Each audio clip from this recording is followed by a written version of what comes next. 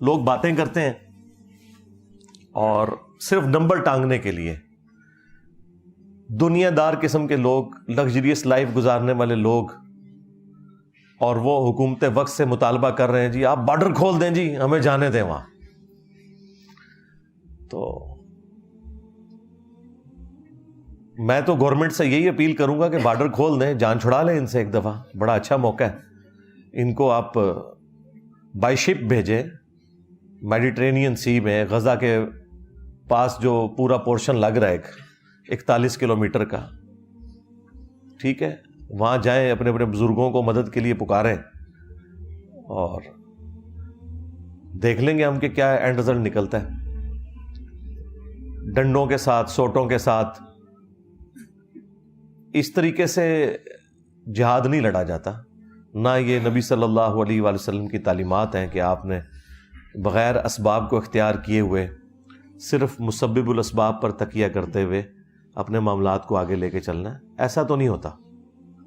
ورنہ تو آپ کو بتایا جاتا کہ 10 دفعہ دروشی پڑھ لیں تو آپ کی بھوک ختم ہو جائے گی، 10 دفعہ سبحان اللہ پڑھ لیں تو آپ کی پیاس ختم ہو جائے گی. اس طرح تو نہیں ہوتا، ایسا تو نہیں ہوتا.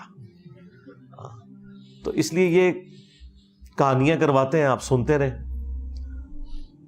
اور پھر میرے خلاف ویلاگز بنا رہے ہوتے ہیں جس طرح میں نے یعنی پابند کیا ہوا انہیں وہاں نہ جانے پہ، یا بارڈر کھولنا میری ذمہ داری ہے. بھئی میں نے کوئی آپ کو روکا ہوا ہے؟ میں تو آپ کو گراؤنڈ ریئلٹیز بتا رہا ہوں.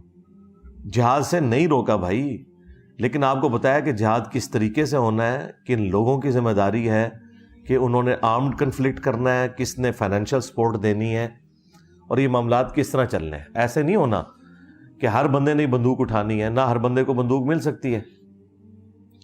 تو ہماری طرف سے جو ان پٹ ہے ہم وہ دیں گے، لیکن یہ والی ان پٹ دینا، جس طریقے کی ان پٹ یہ چاہ رہے ہیں، تو وہ تو ہمیں تو تابوت ہی ارینج کرنے پڑیں گے ان کی لاشیں اٹھانے کے لیے.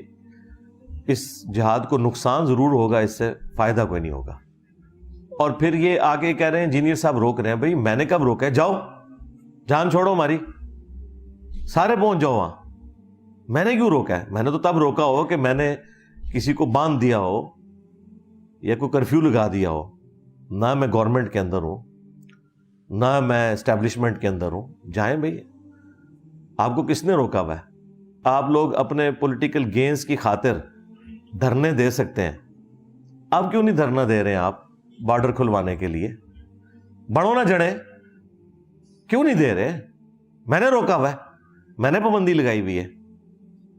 تو بس صرف ایک پوائنٹ سکورنگ کرنے کے لیے، اس میں سے جو اصل چیز نکالنے کی وہ یہ ہے کہ اینڈ پہ انہوں نے آپ کو اپنا اکاؤنٹ نمبر نیچے شیئر کروانا ہوتا ہے کہ جی آپ تو پہنچ نہیں سکتے، ہمیں پتہ ہے، تو ہمارا رابطہ ہو گیا، ہم انشاءاللہ آپ ہمیں چندے دیں، ہم وہاں پہنچا دیں گے. وہاں آپ ذرا مصر کے بارڈر کے اوپر دیکھیں، آلریڈی جو مصر کے لوگوں نے جتنی امداد بھجوائی ہوئی ہے نا، ابھی تو کل رات کو انہوں نے تھوڑا سا بارڈر کھولا ہے اور کچھ 20 کے قریب ٹرک انٹر ہونے دیے ہیں. تو یہاں سے کوئی امداد نہ بھی بھیجے، آلریڈی مصر کے لوگوں نے اتنا کچھ بھیج دیا ہے کہ جتنے لوگ ہیں ان سے کئی گنا زیادہ انہوں نے راشن ان کے لیے اویلیبل کر دیا. تو مہربانی کر کے یہاں آپ کسی کو اس طریقے سے چندہ نہ دیں، یہ انہی کے اوپر لگنا ہے، کیونکہ یہ لوگ وہاں پہنچ نہیں سکتے ہیں، نہ پہنچا سکتے ہیں، نہ ان کا پہنچایا ہوا وہاں ایکسیپٹ ہونا ہے. وہ آپ کو پتہ ہے، وہ تو مصر کے ساتھ حالانکہ اسرائیل کے بڑے اچھے تعلقات ہیں، اس کے باوجود وہ تو ان کی چیزوں کو بھی بغیر تلاشی کے اندر نہیں جانے دے رہے. کتنا پریشر ہے، اس کے باوجود ان لوگوں کی چیزیں کہاں انٹر ہونے دینی ہے. تو یہ کچھ بھی نہیں ہونا، یہ پیسے انہی کی جیبوں میں جانے ہیں. انہوں نے نئی گاڑیاں نکلوانی ہیں، انہوں نے اور پلاٹس خریدنے ہیں. تو مہربانی کر کے ہاں ایک ان کے مشورے پہ آپ عمل کریں، وہ بڑا اچھا مشورہ ہے. وہ یہ کہہ رہے ہیں کہ دعا کریں، بالکل اس مشورے کے اوپر آپ عمل کریں، دعا کریں، قنوت نازلہ پڑھیں. ہم خود پڑھ رہے ہیں اتنے دنوں سے قنوت نازلہ. تو یہ کام کرنے کا ہے. باقی آپ تفصیلی ویڈیو میری دیکھ لیں تو اس میں آپ کو آئیڈیا ہو جائے گا چیزوں کا. قرب قیامت کی جو نشانیاں ہیں نا، یہ ایک الگ سے ایک پورا ٹاپک ہے. اس کے اوپر پوری دنیا میں مختلف سکالرز تب آزمائی کرتے ہیں، ویڈیوز میں بھی، کتابی شکل میں بھی اپنی اسیسمنٹس لگاتے ہیں. اب میرے اندر اتنی جرت نہیں ہے کہ میں اس لیول پہ آگے جاؤں. میں صرف ان نشانیوں کے بارے میں آپ کو بتا سکتا ہوں جو پوری ہو چکی ہیں پہلے سے. مستقبل قریب میں یا مستقبل بعید کے اندر جو ہونے والی ہیں ان کے بارے میں بتا سکتا ہوں، لیکن پریزنٹ ٹائم میں اس وقت یہ کون سی نشانی پوری ہو رہی ہے یہ بتانا میرے لیے پاسبل نہیں جب تک کہ وہ اسٹیبلش نہ ہو جائے۔ قیامت کی سب سے بڑی نشانی رسول اللہ صلی اللہ علیہ وآلہ وسلم کا دنیا میں آنا ہے۔ صحیح مسلم میں حدیث ہے، امام جعفر علیہ السلام نے اپنے والد امام باقر علیہ السلام سے، اور انہوں نے جابر بن عبداللہ رضی اللہ تعالیٰ عنہ سے روایت کی ہے کہ نبی صلی اللہ علیہ وآلہ وسلم جب کبھی بھی ممبر پر تشریف لاتے آپ کی آواز بلند ہو جاتی، آنکھیں سرخ ہو جاتی، غصے میں اضافہ ہو جاتا، گویا کوئی جرنیل اپنی فوج کو تیار کر رہا ہے۔ یعنی یہ اگریسو سٹائل میں گفتگو کرنا ممبر کی ریکوائرمنٹ ہے۔ ممبر کی ریکوائرمنٹ طارق جمیل سٹائل یا غامدی سٹائل نہیں ہے، بلکہ محمدی سٹائل ہے، جس کے اوپر یا ڈاکٹر اسرار صاحب عمل کرتے تھے یا اللہ کے فضل سے میں عمل کرنے کی کوشش کرتا ہوں۔ اس کے بعد آپ صلی اللہ علیہ وآلہ وسلم فرماتے حمد و صلات کے بعد فَإِنَّ خَيْرَ الْحَدِيثِ كِتَابُ اللَّهِ وَخَيْرَ الْهَدِيِ هَدْيُ مُحَمَّدٍ صلی اللہ علیہ وآلہ وسلم وَشَرَّ الْأُمُورِ مُحْدَثَاتُهَا وَكُلَّ مُحْدَثَةٍ بِدْعَةٍ وَكُلَّ بِدْعَةٍ ضَلَالَةٍ وَكُلَّ ضَلَالَةٍ فِي النَّارِ۔ یہ صحیح مسلم میں بھی خطبہ موجود ہے، سنن نسائی کے اندر بھی موجود ہے، میں نے کئی دفعہ بیان کیا۔ اس کے بعد آپ فرماتے ہیں کہ میں اور قیامت اس طرح ساتھ بھیجے گئے ہیں جیسا کہ یہ دو انگلیاں، یعنی نبی علیہ السلام اور قیامت کے درمیان اب کوئی اور فاصلہ نہیں ہے، حالانکہ 1500 سال گزر چکے ہیں۔ اب مجھے بتائیں جب صحابہ کرام یہ بات سنتے ہوں گے تو ان کے دماغ میں تو ہوگا 50 60 نہیں تو 100 سال بعد قیامت آ ہی جائے گی۔ اور بعض لوگوں نے ایک حدیث سے دھوکہ کھایا بھی، وہ بخاری اور مسلم دونوں میں حدیث ہے کہ نبی صلی اللہ علیہ وآلہ وسلم نے فرمایا کہ 100 سال نہیں گزریں گے، اس وقت جتنے روئے عرض پہ لوگ موجود ہیں ان پہ قیامت قائم ہو جائے گی۔ اور وہ غیر مسلم بھی اس حدیث کو بخاری مسلم کی اٹھا کے کہتے ہیں کہ دیکھو تمہارے نبی کی تو خبر غلط نکلی، حالانکہ اس کے کئی ایک طرق موجود ہیں بخاری مسلم میں، اور اس میں ایک طریق کے اندر عبداللہ ابن عمر رضی اللہ تعالیٰ عنہ، حالانکہ وہ 100 سال پورے ہونے سے پہلے ہی شہید ہو گئے 74 ہجری میں، نبی علیہ السلام کی وفات کے بعد 63 ایئرز تک زندہ رہے، ابھی 100 سال پورے نہیں ہوئے۔ یا تو ہوتا نا کہ 100 سال پورے ہو جاتے تو پھر آپ کہیں گے عبداللہ بن عمر نے تعویل کر دی، باطل نہیں، ابھی 40 سال پڑے ہوئے ہیں۔ اور وہ جب یہ حدیث بیان کرتے تھے تو وہ ساتھ بتاتے تھے کہ نبی علیہ السلام نے فرمایا تھا کہ جو اس وقت لوگ موجود ہیں ان پر قیامت قائم ہو جائے گی، مراد یہ کہ یہ قرن ختم ہو جائے گا، یہ زمانہ ختم ہو جائے گا اور اگلی جنریشن سٹارٹ ہو جائے گی۔ آلموسٹ 100 سال کے اندر ایک جنریشن شفٹ ہو جاتی ہے دوسری میں۔ تو عبداللہ ابن عمر نے اپنی زندگی میں بتا دیا تھا کہ نبی علیہ السلام یہ نہیں کہنا چاہ رہے تھے کہ قیامت آ جائے گی، وہ تو واضح موجود ہے بخاری مسلم میں حدیث جبریل، جب حضرت جبرائیل علیہ السلام انسانی شکل میں آ کے مختلف سوالات کرتے ہیں، ان میں سے ایک سوال یہ تھا کہ قیامت کب آئے گی، تو نبی علیہ السلام کہہ دیتے ہیں نا 100 سال بعد آئے گی۔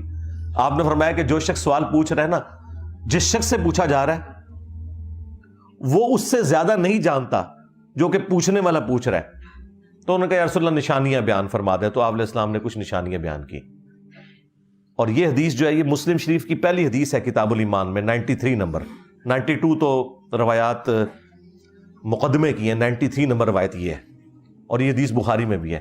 وہاں پہ بھی نبی علیہ السلام کہہ سکتے تھے نا کہ 100 سال بعد آ جائے گی، تو عبداللہ ابن عمر نے بالکل کلیئر کیا ہے کہ یہ صحابہ کا قرن ختم ہو جائے گا، زمانہ ختم ہو جائے گا، اور وہ ایگزیکٹلی ہوا ہے۔ آخری صحابی ابو طفیل عامر بن واثلہ رضی اللہ تعالیٰ عنہ، جو شیعان علی میں سے تھے اور جنگ صفین میں مولا علی کے ساتھ رہے، مولا علی سے حدیثیں بھی روایت کی، یہ آخری صحابی ہیں جو دنیا سے گئے نبی علیہ السلام کی وفات کے 100 سال کے بعد، آلموسٹ 110 ہجری کے اندر۔ آپ علیہ السلام کی وفات 11 ہجری کے سٹارٹ میں ہوئی ہے، اور یہ 110 ہجری میں فوت ہوئے ہیں ابو طفیل عامر بن واثلہ رضی اللہ تعالیٰ عنہ۔ وہی صحابہ کا قرن یعنی وہ زمانہ 100 سال میں ختم ہو گیا، یعنی صحابہ کرام اور ان کے زمانے کے لوگوں کے اوپر قیامت قائم ہوگی، کیونکہ مرتے ہی قیامت شروع ہوگی نا ان کی۔ اس سے مراد وہ بڑی قیامت نہیں ہے۔ تو آپ ایمانداری سے بتائیں جب صحابہ کرام یہ سنتے ہوں گے کہ یہ 2 انگلیاں جیسے ساتھ بھیجی گئی تو ان کے دماغ میں کیا آتا ہوگا؟ 100 سال نہیں تو 150 200 سال ان کے دماغ میں بھی تھا کہ 1500 سال تو ہم گزار چکے ہیں، ابھی پتہ نہیں اور کتنے گزرنے ہیں۔ تو نبی علیہ السلام کا دنیا میں تشریف لانا یہ خود قیامت کی نشانیوں میں سے ایک نشانی ہے۔ پھر نبی علیہ السلام کی مبارک زندگی میں کچھ نشانیاں ہیں قیامت کی، ایک کا ذکر تو قرآن میں بھی ہے، سورۃ القمر کا سٹارٹ، اقتربت الساعہ وانشق القمر، قریب آ گئی قیامت اور چاند 2 ٹکڑے ہو گیا۔ اس کانٹیکسٹ میں بخاری مسلم میں حدیث ہے کہ نبی علیہ السلام کے لیے نشانی کے طور پر اللہ تعالیٰ نے چاند کو 2 ٹکڑے کر دیا تھا، اور وہ ہیرا پہاڑ کے دائیں اور بائیں ہوا اور پھر جڑ گیا۔ تو قرآن نے اس واقعے کو قیامت کی نشانی بتایا، اور یہ نشانی کب پوری ہوئی؟ نبی صلی اللہ علیہ وآلہ وسلم کی مبارک زندگی میں۔ تو اس سے آپ کا دماغ کھل جانا چاہیے کہ کسی نشانی کا آ جانا یہ اس چیز کی دلیل نہیں ہے کہ بس قیامت آئی کہ آئی، اس کا علم اللہ تعالیٰ کے ساتھ خاص ہے۔ اور قرآن میں یہ ٹاپک جگہ جگہ آیا کہ اے نبی آپ سے قیامت کے بارے میں پوچھتے ہیں، قل انما العلم عند اللہ وانما انا نذیر مبین، اے نبی تم فرما دو کہ اس کا علم تو اللہ کے ساتھ خاص ہے اور میں تو نہیں ہوں مگر ڈر سنانے والا۔ تو قیامت کا علم یہ اللہ تعالیٰ کے پاس ہے کہ وہ کب آنی ہے، لہٰذا یہ ویلاگ ضرور دیکھا کریں، محظوظ ہوا کریں، اس میں سے نکلنا کچھ بھی نہیں ہے، سیدھی سی بات ہے۔ باقی جو نشانیاں ہیں وہ الحمدللہ میں نے تفصیل کے ساتھ بیان کی ہیں، لیکن جو کچھ آپ نکالنا چاہتے ہیں نا وہ میں کبھی بھی نکال کے نہیں دوں گا، نہ میری جرت ہے کہ میں اللہ اور اس کے رسول سے آگے بڑھنے کی کوشش کروں عز و جل و صلی اللہ علیہ وآلہ وسلم۔ بخاری اور مسلم دونوں میں حدیث ہے، تمہاری اس وقت کیا شان ہوگی کہ جب عیسیٰ ابن مریم تم میں عادل حکمران کی حیثیت سے نازل ہوں گے، صلیب کو توڑ دیں گے، خنزیر کو قتل کر دیں گے، جزیہ موقوف کر دیں گے، یعنی سب لوگ اسلام قبول کر لیں گے، اور مال کی ریل پیل ہوگی۔ یعنی نبی صلی اللہ علیہ وآلہ وسلم نے مستقبل کی یہ خبر دے دی کہ عیسیٰ ابن مریم نے اس دنیا میں اترنا ہے۔